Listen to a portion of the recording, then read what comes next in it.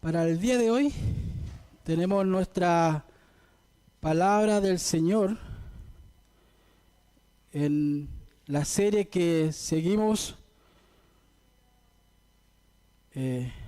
domingo por medio, por decirlo de alguna manera, que es el Evangelio de Juan. Para esta tarde vamos a dar lectura y empezar con el capítulo 9. Vamos a dar lectura del versículo 1 al 12.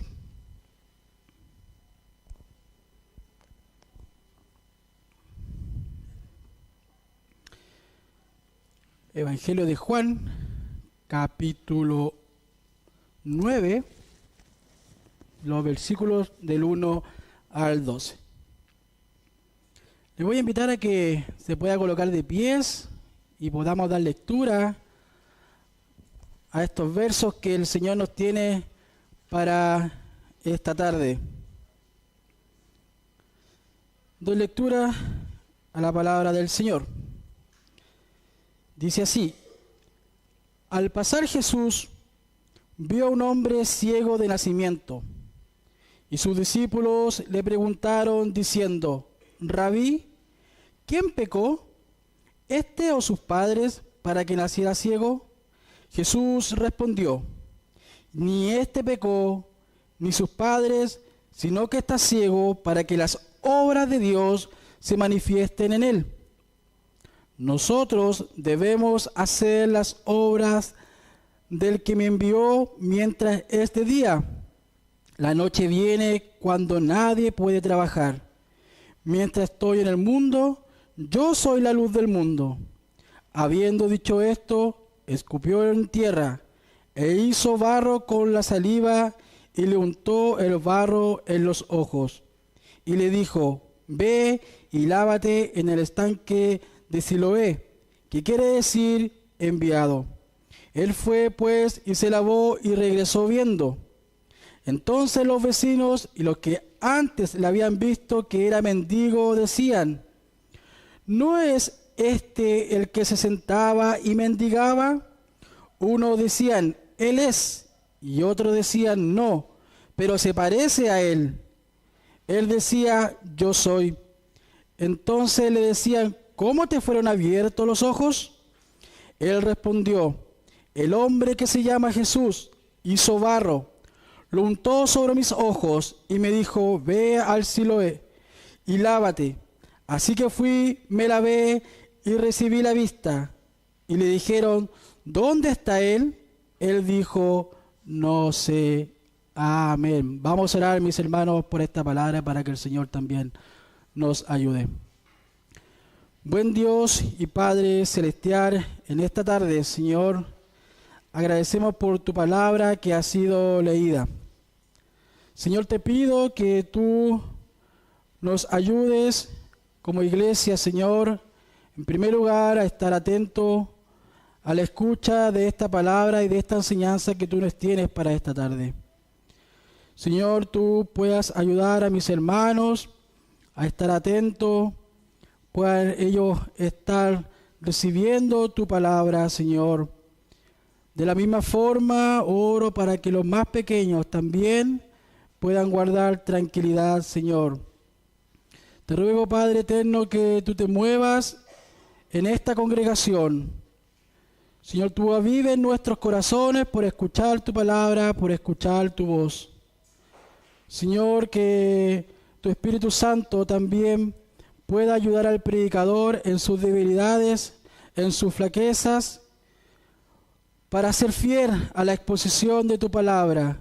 Y en todas estas cosas, Señor, tú recibas la gloria, tú recibas la honra, Señor, porque tú eres aquel que merece, Señor, nuestra adoración y nuestra alabanza. Esto lo oramos y te lo pedimos, Señor, en el nombre de Jesús. Amén.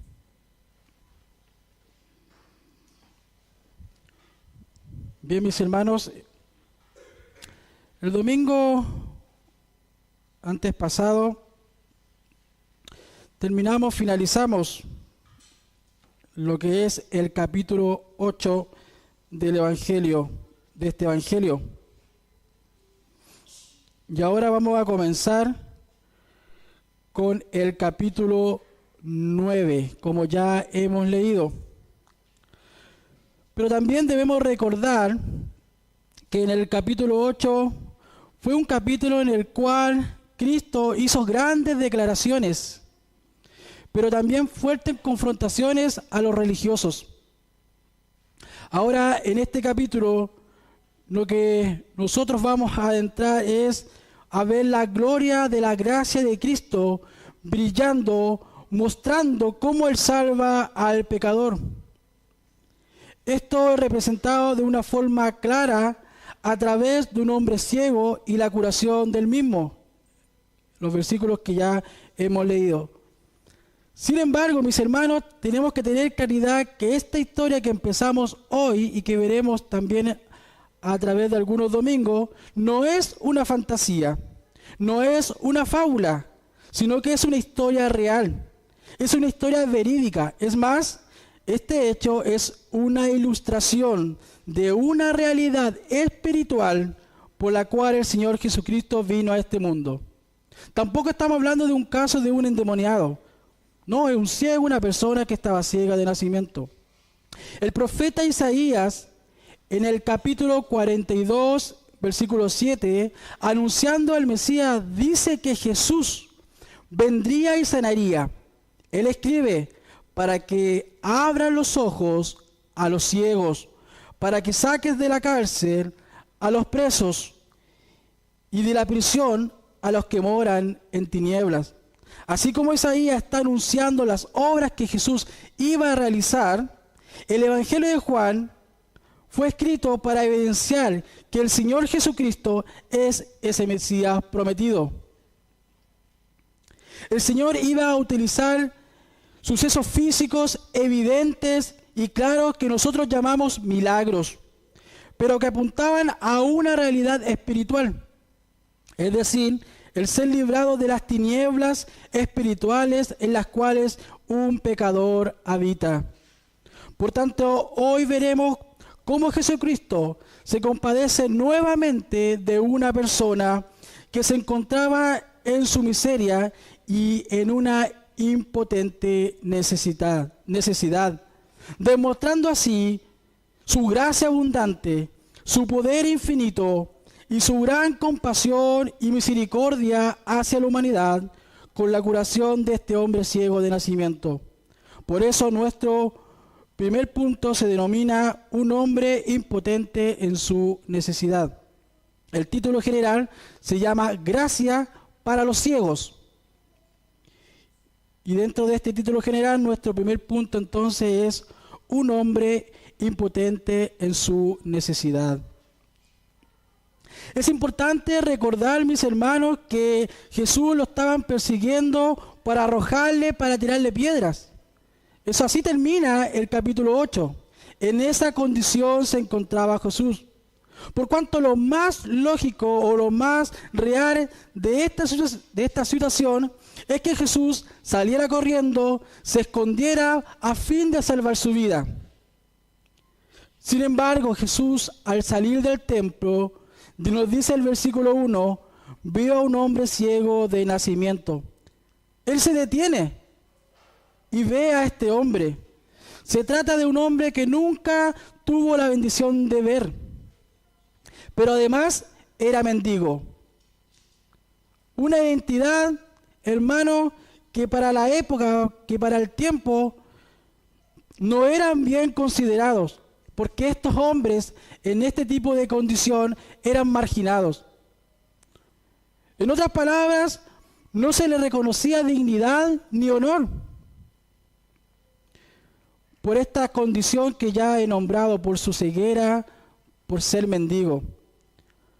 Este hombre es probable que estuviera muy cerca del templo o a las afueras del templo, en la puerta, porque sabía que en ese lugar era el mejor ambiente, era la mejor posición que este hombre podía tener para que las personas, para que la gente que llegaba al templo tuviera un poco de compasión a través de las limosnas. Este hombre no tenía facultades para trabajar, ni menos, por ejemplo, para ir a una guerra. Para sumar de gracia a esta narrativa, la cultura de la época, la cultura religiosa de la época, o los rabinos, estaban convencidos de que los pecados de los padres eran visitados sobre los hijos. Versículo 2. Incluso ellos pensaban que el bebé que estaba dentro del vientre materno, en esa posición podía pecar. Entonces, con esta condición, mi hermano, es la que Jesús se encuentra. Por tanto, la pregunta de los discípulos viene de aquello que creían o pensaban los rabinos de la época.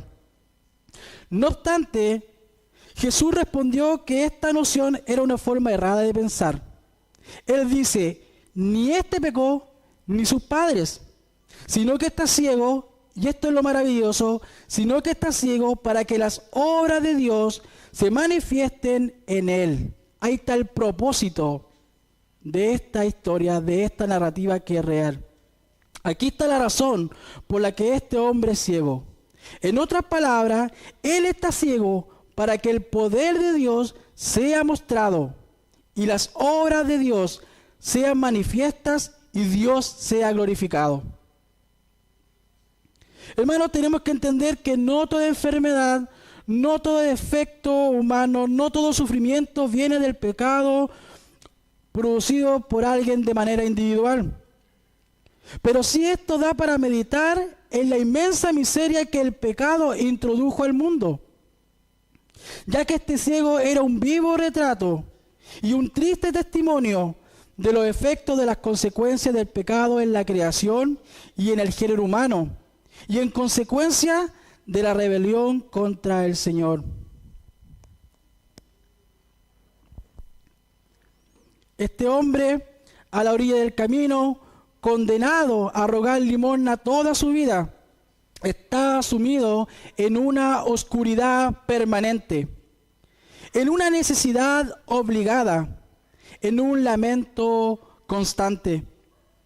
Pero esto es un registro de que un día también nuestros padres, Adán y Eva, desobedecieron al Señor y el pecado entró a la tierra y con él la muerte y la corrupción.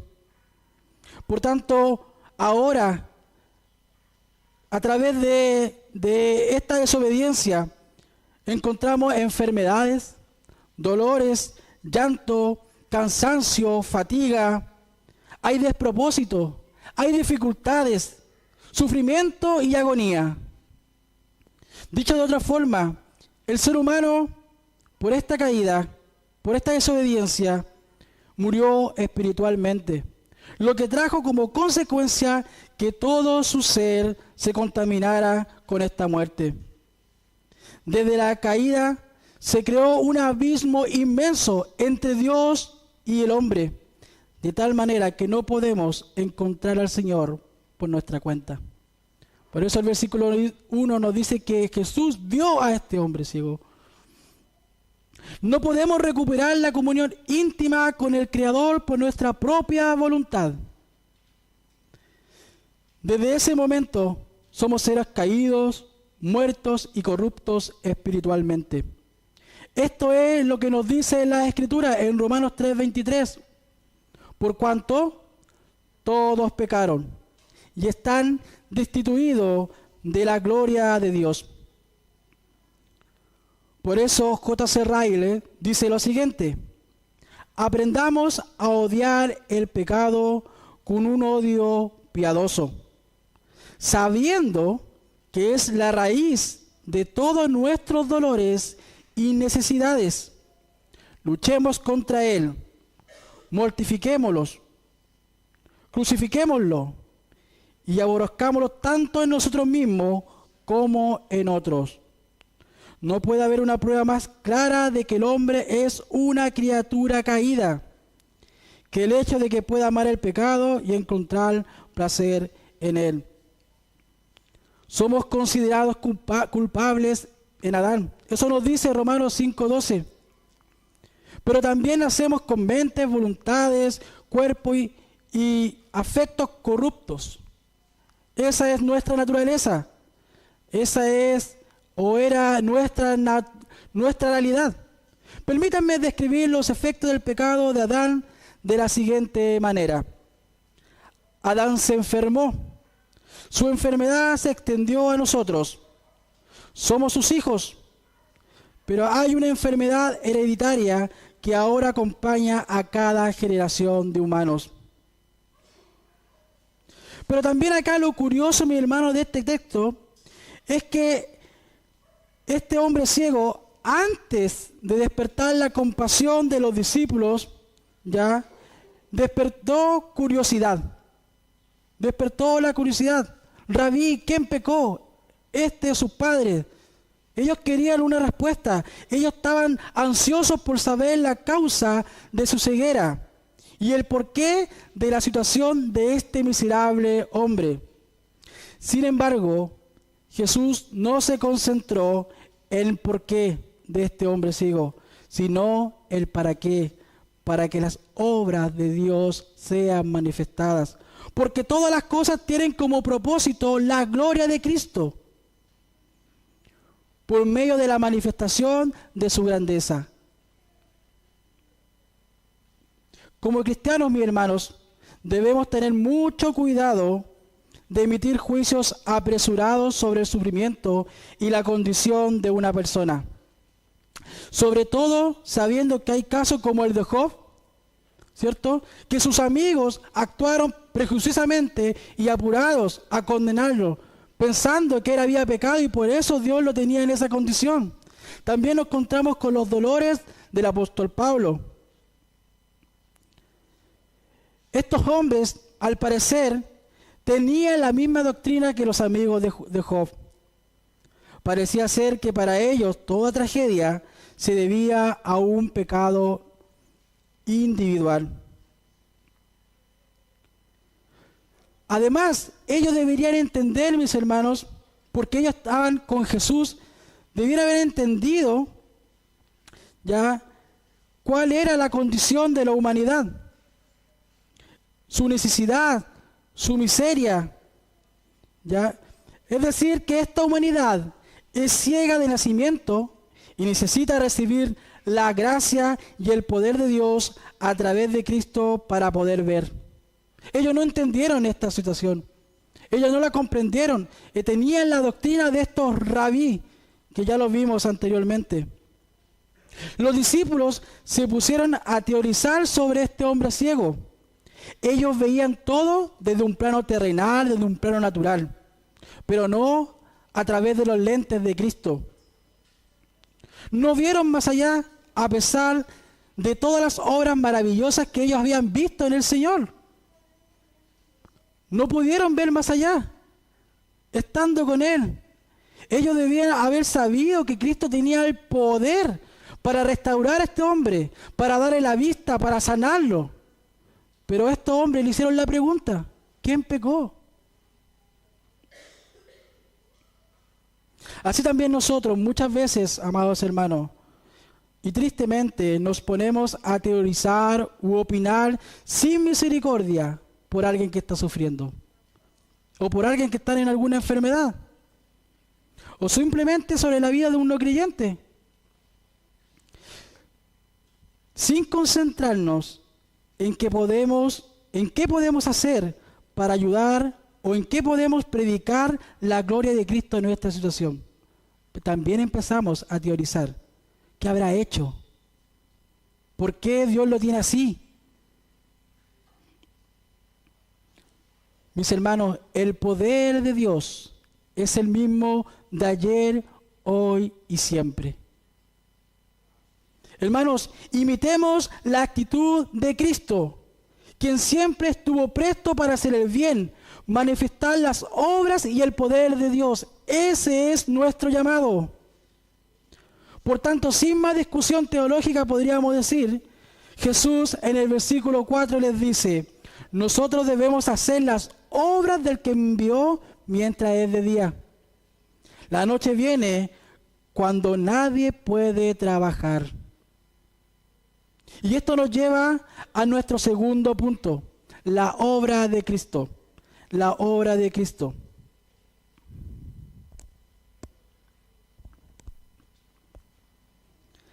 Jesús entonces debía cumplir su ministerio y eso incluía demostrar misericordia y compasión hacia la humanidad en necesidad. Al comenzar su ministerio, Cristo leyó un pasaje del profeta Isaías que se refería a él. Isaías 61, los versículos del 1 al 2. Él leyó lo siguiente: el Espíritu del Señor está sobre mí, porque me ha ungido para anunciar el Evangelio a los pobres. Me ha enviado para proclamar libertad a los cautivos y la recuperación de la vista a los ciegos, para poner en libertad a los oprimidos, para proclamar el año favorable del Señor. Él vino a redimir a este mundo caído, a liberar a este mundo de la presencia y de la condenación del pecado. Con él vino su reino y esto comenzó a manifestarse en que los ciegos veían, los sordos oían, los cojos andaban, los cautivos eran liberados. El evangelio de su reino era predicado. Todos estos milagros y señales, mi hermano, todas estas cosas, incluso más que dice Juan que si hubiesen escrito todo, necesitábamos hojas para escribir todos los milagros, todas las cosas que Jesús hizo. Es un anticipo de algo mucho mayor, una obra que el Señor está realizando en Cristo, que es la restauración de todas las cosas, la eliminación del pecado y sus efectos en la creación, lo que se consumará cuando Cristo regrese. Jesús sabía que su muerte estaba por venir ya en algún tiempo, en algunos meses, pero nuevamente Él se presenta como la luz del mundo. El versículo 5 nos dice: mientras yo estoy aquí, yo soy la luz del mundo, dice el Señor. Sin embargo, no es casualidad que Jesús afirme que es la luz del mundo justo antes de dar vista a este ciego, porque tal como Él abre los ojos de este ciego de nacimiento, Él también abre los ojos de los hombres para que la luz del Dios Altísimo les pueda resplandecer. Por tanto, en primer lugar, Cristo va a usar su poder para darle a este hombre luz física. Pero en segundo lugar, y esto es lo más importante, mis hermanos, Jesús va a darle a este hombre luz espiritual para que pueda ver a Dios. Es más, si usted va al versículo 38, este hombre ciego dijo que creía en el Señor y le adoró.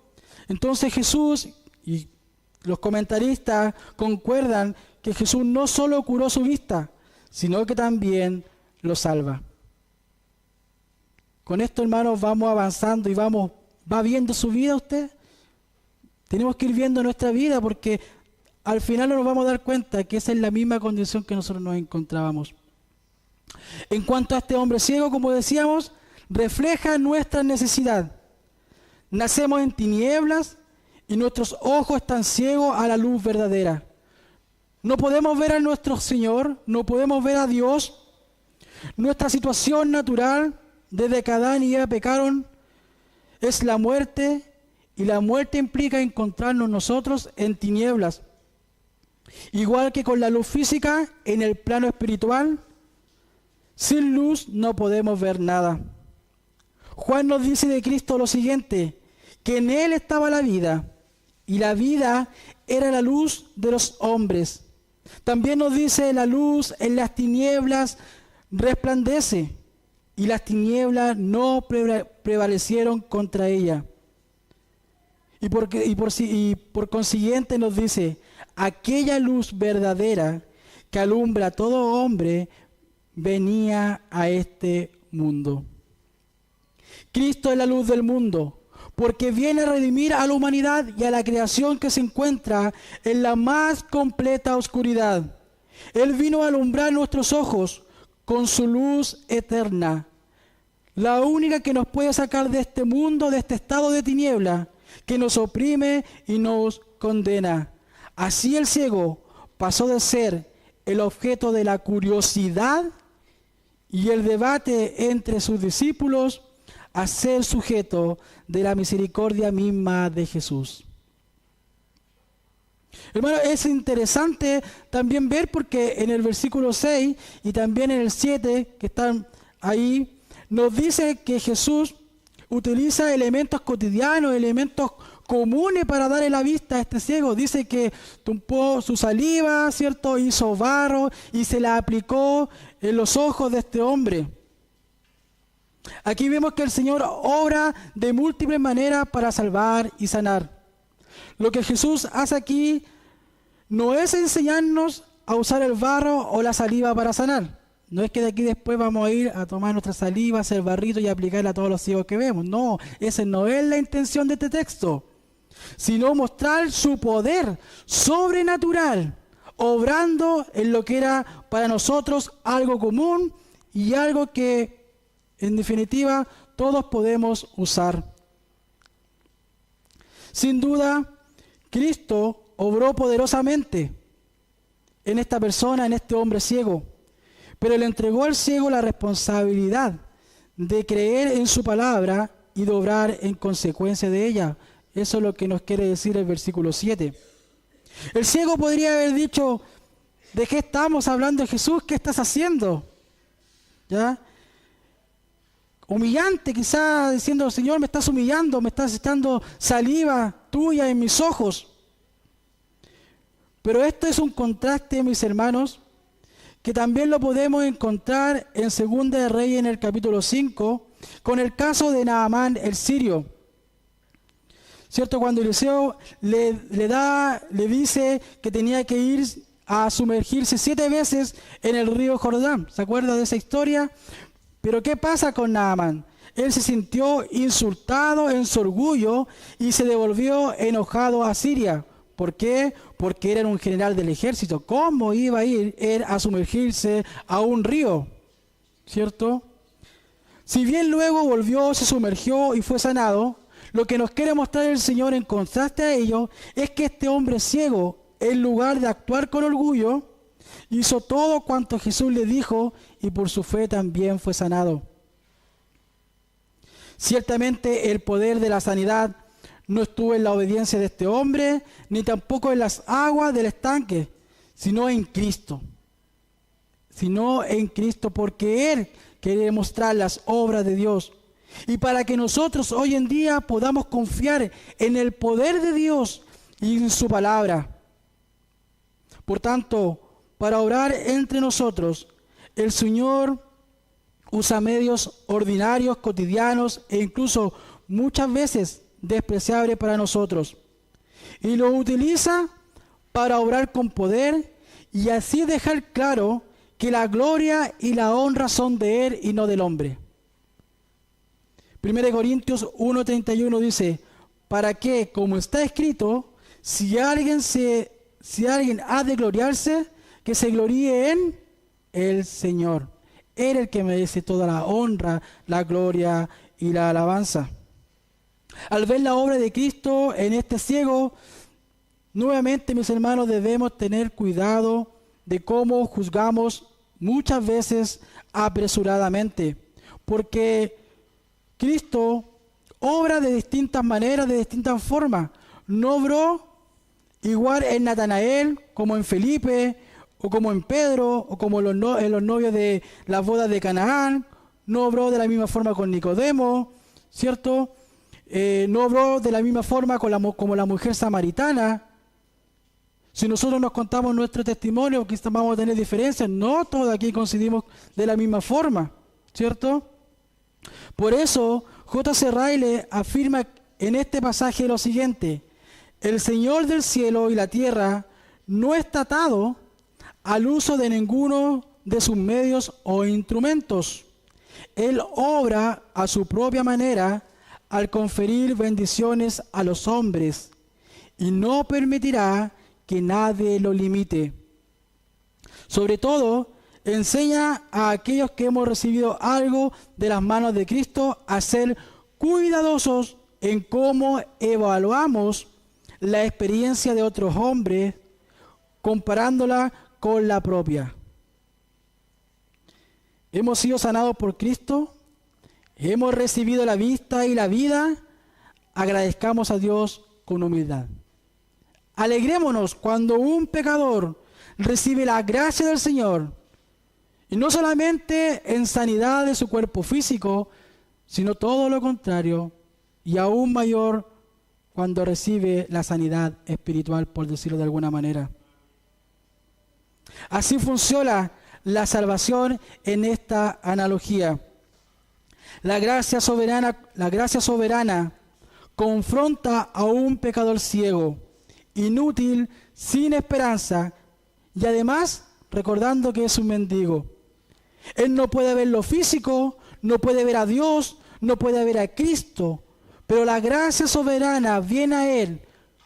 Cristo coloca su mano de misericordia y gloriosa en esta alma que no ve, y solo pide una respuesta de fe simple. Motiva a esa respuesta para que él pueda ir a las aguas y ser sanado, lo cual es un emblema de la salvación mesiánica en Isaías. Y él regresa y él puede ver espiritualmente. Realmente, este es un retrato hermoso. Este puede ser su retrato. Este puede ser mi retrato, ya que vemos quien ha recibido la obra de Dios, a pesar de ser la misma persona, no vuelve a ser la misma persona. A esto es lo que llamamos una paradoja.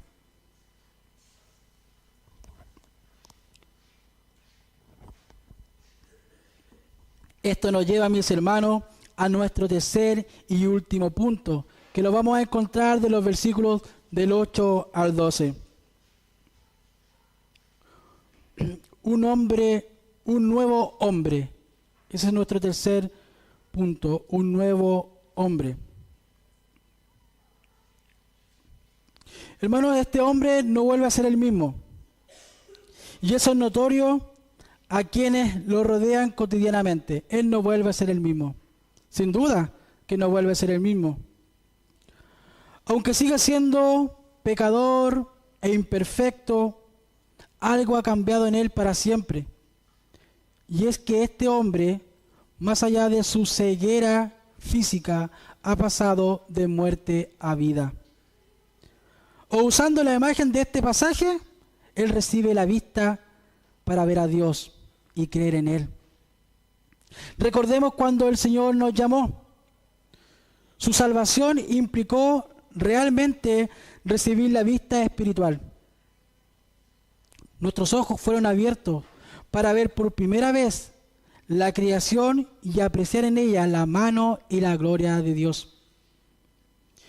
Y nuestros oídos también fueron destapados para escuchar la voz de Dios. Solo podemos decir, como este hombre, antes éramos ciegos, pero ahora podemos ver. Ahora podemos ver. Podemos ver a Cristo, podemos ver su verdad. Podemos ver la creación que alaba al Señor. Como ya dijimos, el Señor obra de manera distinta en personas diferentes. Pero escuche esto, amado hermano.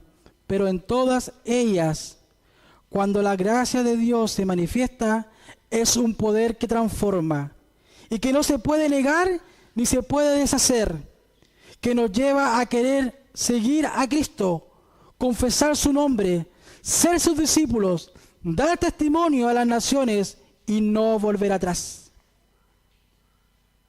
Lo que ocurrió con este hombre es nuestra realidad espiritual, cuando estábamos muertos en nuestros delitos y pecados, como nos dice Efesios 2:1. Alguien nos predicó el Evangelio, alguien nos dijo, nos enseñó que debiésemos arrepentirnos y creer en Jesucristo para ser salvos. Sin Cristo estamos ciegos, sin Cristo estamos perdidos, sin Cristo estamos engañados. Sin Cristo vivimos en la mentira de este mundo, en la filosofía de este mundo. Para nosotros era imposible ver la verdad, ver a Cristo, pues estábamos ciegos. Pero Él es un Salvador lleno de amor y misericordia que se compadece de los necesitados y miserables. Se compadece de los ciegos de nacimiento y abre sus ojos para que puedan ver. Esa es nuestra historia. Ese es nuestro testimonio.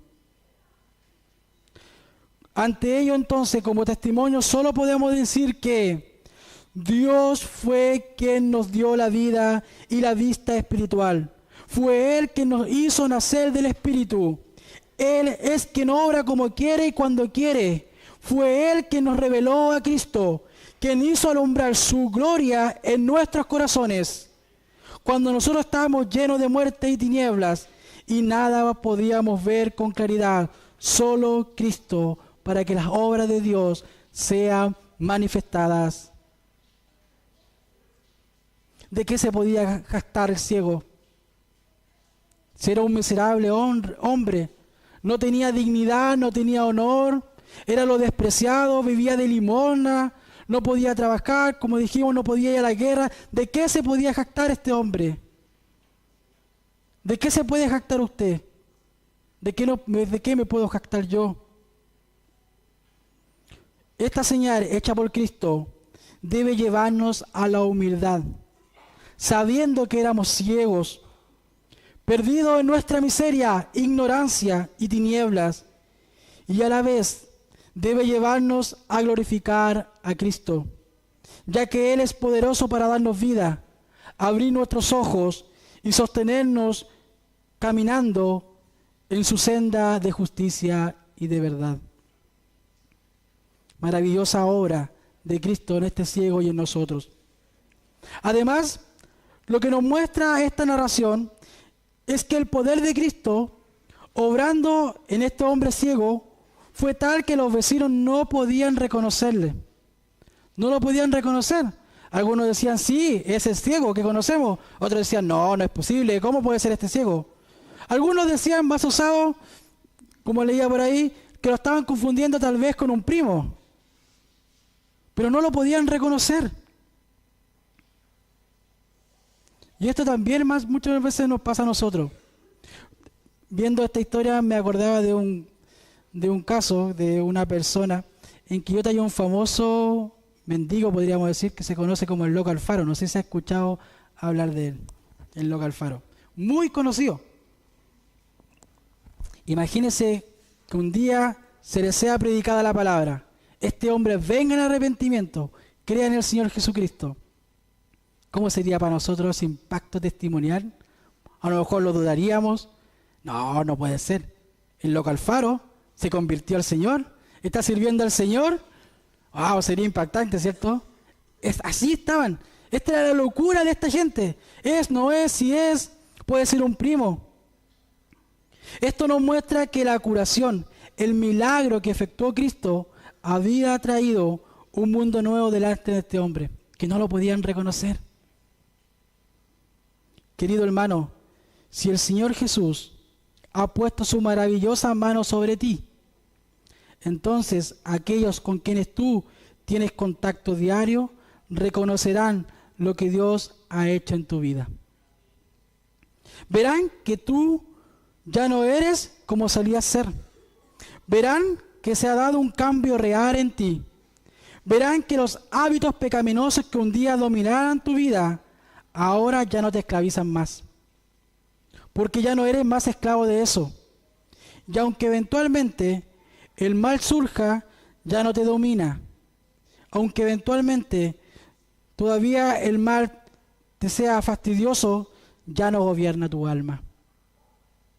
Finalmente, es interesante ver la fe de este hombre.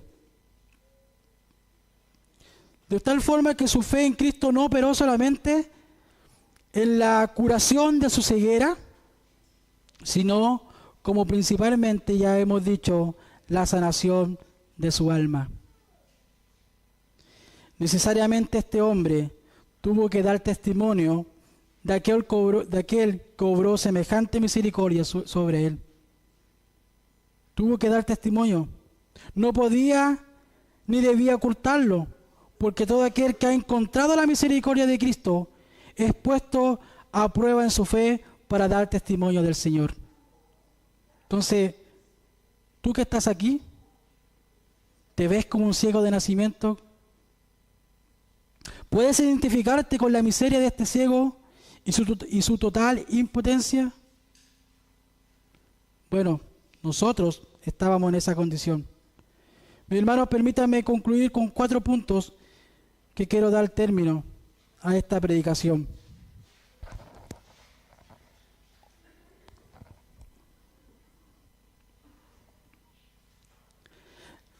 El primer punto de nuestra conclusión es la siguiente: la ceguera de este hombre no era una maldición del cielo, era un propósito divino, para que cuando viniera el Hijo de Dios, el Verbo encarnado, posara sobre él sus ojos de misericordia y se manifestara las maravillas de su amor.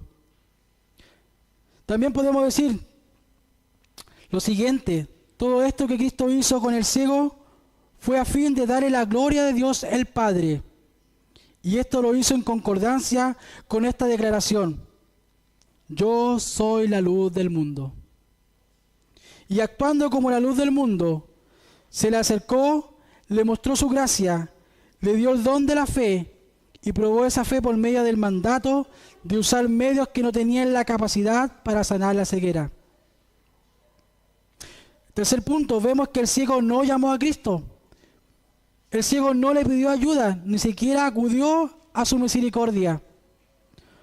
Por tanto, por medio de este cuadro, Juan nos muestra cuál es la condición de todo ser humano antes de que la gracia de Dios obre en nuestras vidas o en nuestras almas. Esto es, que vivíamos en pecado, en incredulidad, estábamos ciegos espiritualmente, estábamos separados de Dios e incapacitados de buscar y ver a Cristo. Nuestro cuarto punto de conclusión: la fe del ciego fue expresada en obediencia, pero usada por Cristo para darle la vista completa y para obrar en él con su gran poder y gracia, para que el nuevo creyente en Cristo lleve su testimonio en medio de un mundo incrédulo y hostil al Evangelio. Que nosotros también, mis hermanos, todos nosotros podamos andar en esta compasión y en este amor, tal como Cristo nos amó y nos mostró su compasión. No la merecíamos. Cristo nos vio, nos entregó su gracia, su misericordia, no por nuestras obras, porque nuestras obras son como trapos de inmundicia. Estábamos ciegos, éramos miserables, éramos mendigos, pero Cristo nos salvó.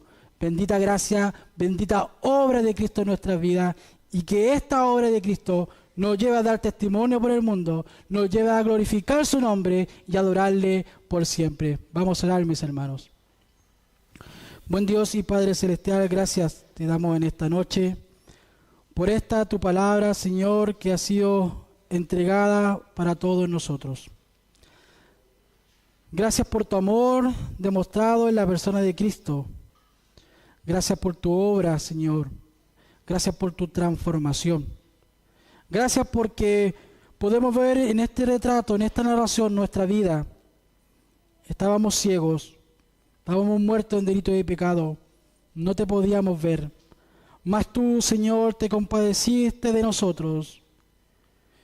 Enviaste a tu Hijo Jesucristo a morir por nuestros pecados. Se nos ha predicado tu evangelio. Por tu amor pudimos creer y arrepentirnos. Y ahora no solamente podemos ver la luz física, sino que podemos verte a ti. Pudimos creer en ti como nuestro Salvador y como nuestro Dios. Padre, te ruego que tú también puedas seguir obrando en la vida de cada uno de nosotros, pero también trae luz espiritual en aquellos hombres y mujeres que aún no te conocen. Trae sanidad al alma, trae esa sanidad espiritual para que ellos te puedan ver y puedan ver tu gloria, Señor amado. Esto oramos, Señor, en el precioso nombre de Jesús. Amén.